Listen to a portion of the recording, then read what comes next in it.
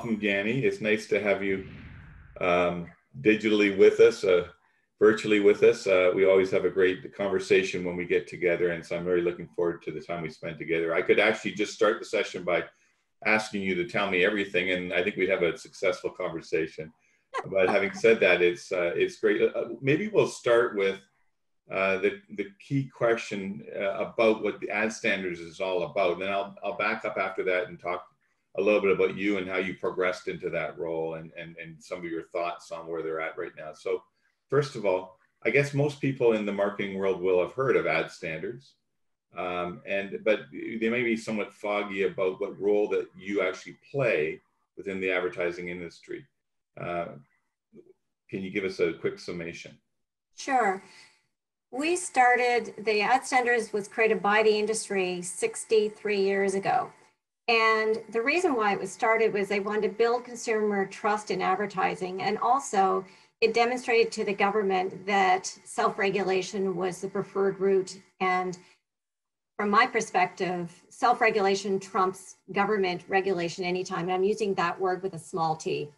And back then, there was much need for building the trust, and it is same now. In fact, there's 50 other countries that have self-regulation bodies. And what that means is we're a not-for-profit, we are not funded by the government, we're funded by the industry, there to support the industry, as well as build consumer trust in advertising. And when you think back 63 years ago, it was traditional media. There was much less media for consumers to consume. Now we have so many other venues and ways in which we can reach the consumer that also means that there is a plethora of other areas for complaints. And that's something that we work on behalf of the industry. Oh, thank you. So maybe just talk a little bit about process. So you have a lot of services, but one of the main services you provide that we'll talk about today is an opportunity for consumers who feel some misgivings about an ad to come to you and say, we don't like this ad. So walk me through that process of how that works. We have an online complaint system. And so if a consumer has a complaint, they send it through, and it only takes one complaint. So that will be something that will go into our process, and we'll review it. And once we review it and it finds that we might have some potential code infractions, then it goes through a series of things. So let's take example of one that actually does potentially have a problem, and it's not administratively done. We can take care of a lot of things like an omission of a claim or something, but say that it's a legitimate concern, then what we do is we bring it to our consumer panel, which is populated by our industry, and then the review. So the first thing we do is we go to the advertiser and say, we have a concern, and we give them ample opportunity to respond to the consumer. Often that's all it needs, is that the advertiser explains, and then they feel that they've been heard, and they are heard, and then we give the response. But if it goes through the next stage and we go to the panel, then the panel then reviews everything, and for the very few that do contravene, then we go back to the advertiser and give them an opportunity to make the changes. So it's very much on a process based, so that like in Canada, we're innocent until proven guilty. We don't pull ads, we don't do any of that. We make sure that the panel, which is us, looks at it with rigor. And what are the categories of things that can be in violation of the code? I assume things like misrepresentation of price or that type of thing are there, but what are some of the other ones? There's 14 clauses, and I won't bore you with all of them. But the key ones are really clarity and price issues. That's number one. Second one is safety. There's all different ones. And there's also unacceptable depictions and betrayals. That could be stereotyping of gender, that type of thing. Right. So there's many different things depending upon what it is. And our code is based on the International Chamber of Commerce's advertising code. And the other 50 countries, we all are loosely based on the same ideas. Yeah, so let's talk a little. I should ask you before we get into the details, because I'm getting excited about the details. Let's talk about Jani a little bit. So, like, how did you get into this role, and how did you migrate? How did the learning that you did in your other roles in industry and the profession and advertising, how did it set you up to be a good leader of ad standards? I started my career in working at an advertising agency in Montreal and New York and Toronto. And I did that for 15 years in the account servicing. So I spent a lot of time being the person between the agency and the creative and the advertiser. So I loved it. That was something that I started with and I enjoyed it. And then I spent the same amount of time at ICA. So I was working at an agency and then for an agency. And then I came to Ad Standard. So I'm actually 105 years old. No, Me too. Good stead. I age well. It put me in good stead because I understood the creative process and understood the pressures as well as the cost implications of any changes on the ads. And so I have walked a mile in those shoes and I like those shoes. And I have a bias to the creative process. And so when I came into Ad Standards, there was sometimes some concerns that Ad Standard was a little rigid, and I don't find it so, but our idea is not to say no, it's to get to a yes. And so having worked in an agency, it helps me be able to get to that yes at a cost-effective way. And I noticed the words above your head: truthful, fair, and accurate. And I think that's maybe not a real background, but you look great in it anyway. So with truthful, fair, and accurate, tell me about that. Has that been the tagline for a long time? Why is it there? Good question. When I joined almost 4 years ago, our tagline was truth in advertising matters. And what I did was I started doing a review of all of our communications and our language, and I found these words, truthful, fair, and accurate. And I felt that they were best representative of what we do and the breadth of what we do. So we now use them as our tagline, or at least what we represented. All the other SROs in the world, they all have similar, we're all playing around in the same words. For example, the UK's is responsible advertising. Right. Well, I like it. I like the specific words, and it acts as a filter, for people to know as they're looking at their prospective ads to say, is it truthful? Is it fair? Is it fair from a competitive perspective?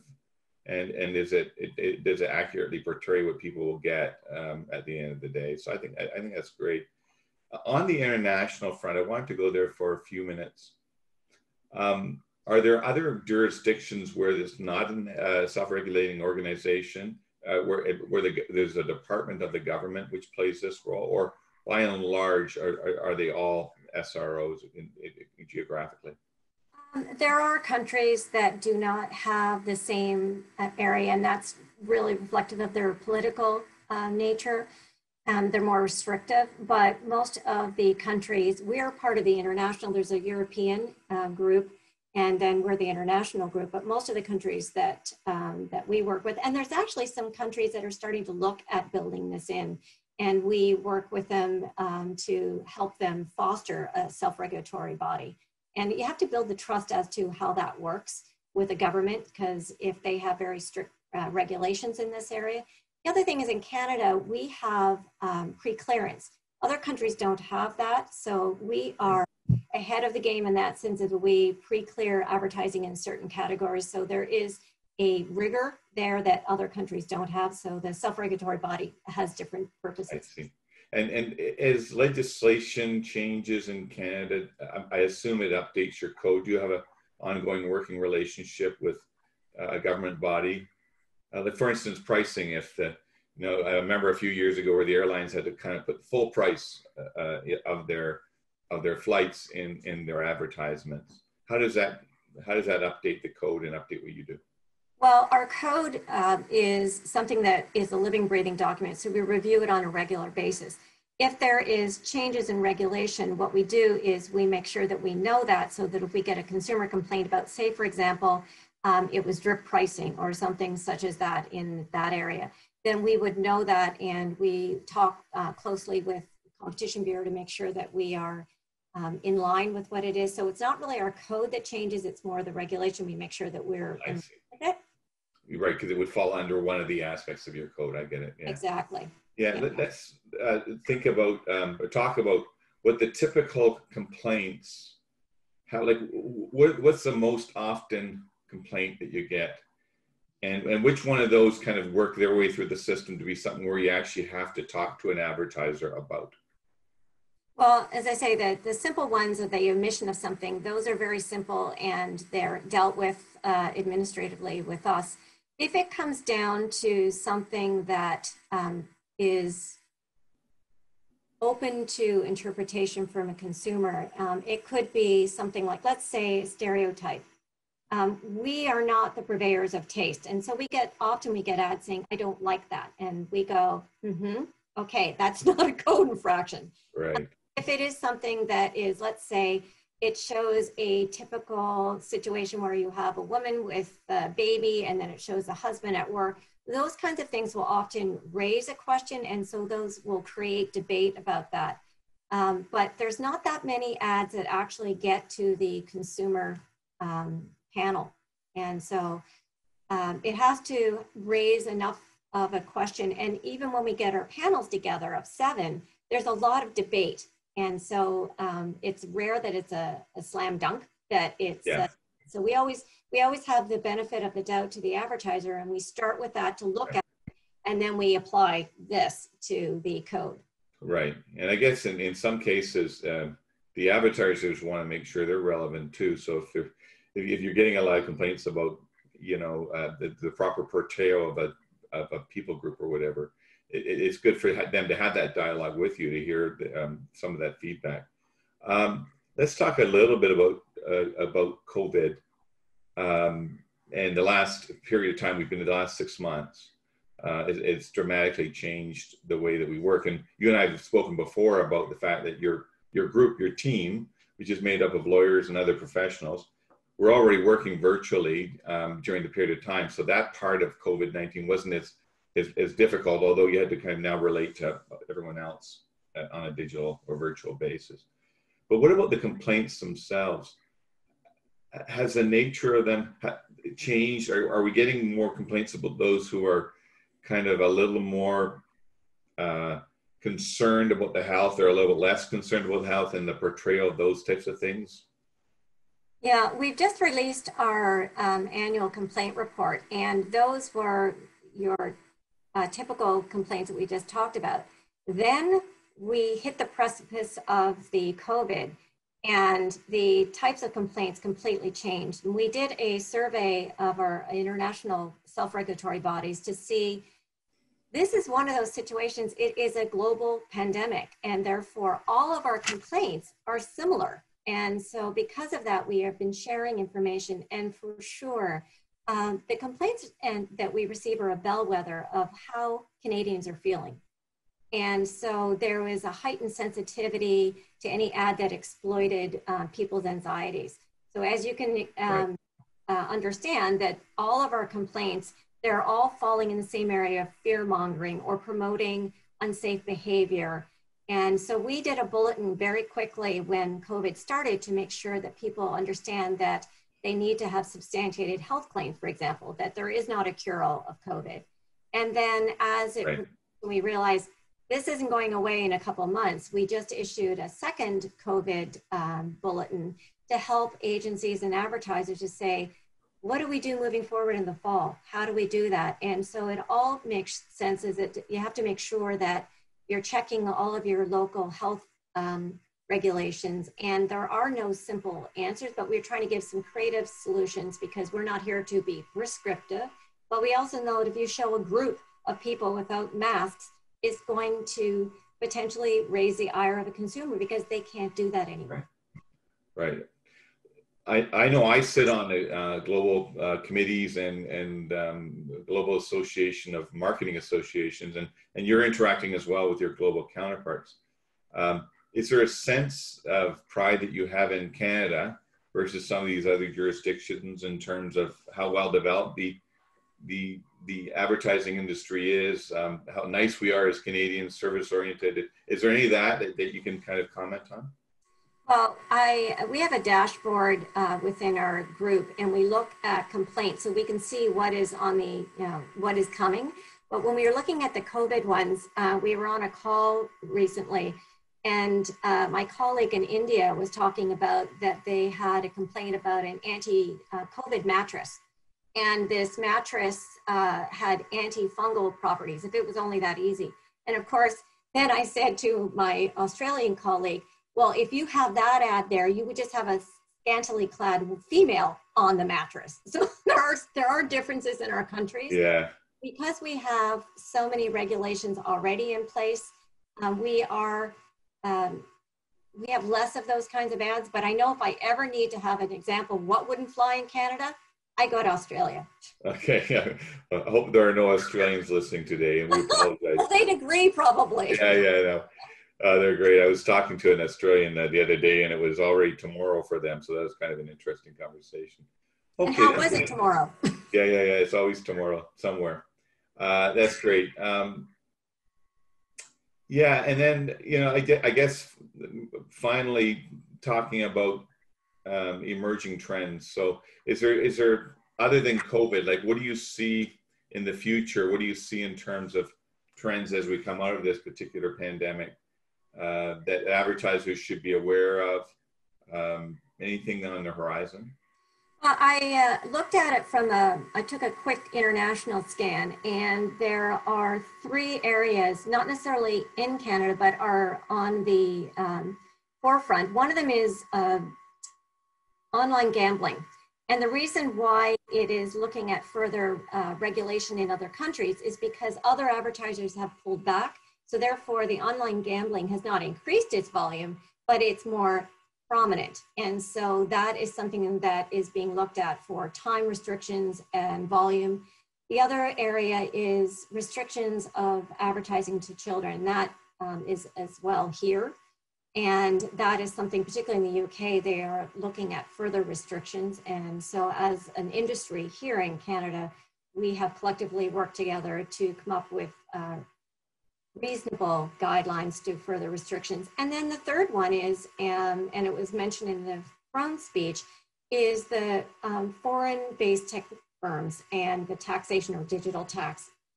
And that is something that is globally being looked at. And in fact, we have calls with certain of the platforms to see if we can bring them into the self-regulatory body, because when you get regulation, you can't go back to self-regulation. It doesn't work that way. Right. Rare. So if you can show the government that you have a rigorous self-regulation, that we can handle it, then they feel that the industry is working together. Yes. So that's what we always want to try and do. And the other one is influencer marketing. That was an example. What we did years ago is we saw that we were starting to get more and more complaints. And so what we did was we brought together the influencer companies and said, you have an opportunity to build your guidelines now, or they'll be imposed upon you. And so we were ahead of it in Canada, but other countries are now starting to see that as an issue and are starting to create some more regulations on that area. Great, no, thank you. That's interesting for sure. The whole notion of self-regulation is something that CMA is very much in favor of, and we just, commented as well in our letter to the government on the throne speech. One of the 4 points I made was, about that topic, because I do think it's great for the industry to save save the taxpayer money, but also the solutions are more agile, I call it, I guess, when industry is working together at coming up with the right answer. And that's something that Ad Standards is not a lobbyist. And so we're very clear as to what we do. We support the industry, but we don't duplicate what other associations like yourselves do.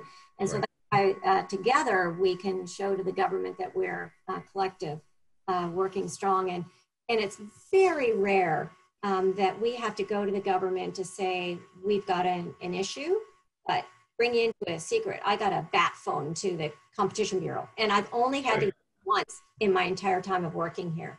So, it's working. Can it be improved? Sure. But the stronger we pull together, particularly in times like this, then it's a great demonstration of how our industry will come up with creative solutions. Great. Final question is leaving you the opportunity to give advice to an advertiser from everything you've been through and seen. what would your advice be as it relates to standards?